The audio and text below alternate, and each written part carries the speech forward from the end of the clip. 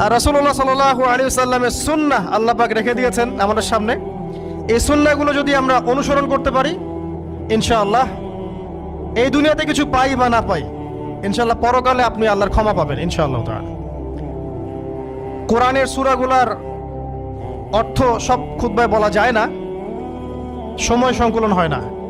এত চমৎকার ওয়াদ-দুহা সূরা আছে না, শপথ দ্বিপ্রহরের, ওয়াল-লাইলি ইযা সাজা, শপথ রাতের যখন সেটা আচ্ছাদিত হয়।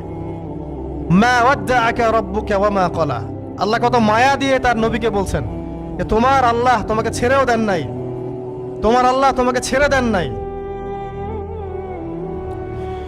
ওয়ালা সাউফা ইউতিকা রাব্বুকা ফাতারদা, শীঘ্রই তোমার রব তোমাকে দান করবেন এবং তুমি সন্তুষ্ট হয়ে যাও। দুনিয়াতে চলতে গেলে দুঃখ কষ্ট হয় না? যারা ঈমান নিয়ে চলে ওদের দুঃখ কষ্ট বেশি হয়।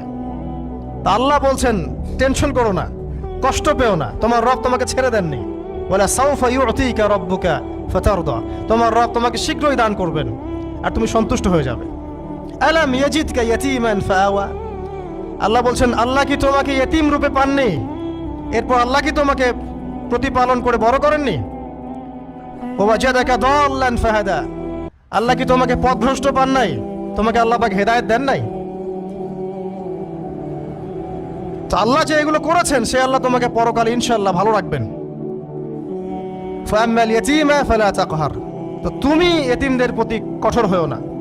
ওয়া মাসাইলা ফালা তানহার, কেউ চাইলে তার হাতকে খালি ফিরিও না, ধমক দিও না। ওয়াম্মা বিনিআমাতি রাব্বিকা ফাহাদ্দিস, তোমার রবের এই সমস্ত নিয়ামতগুলো তুমি মানুষের কাছে বর্ণনা করতে থাকো।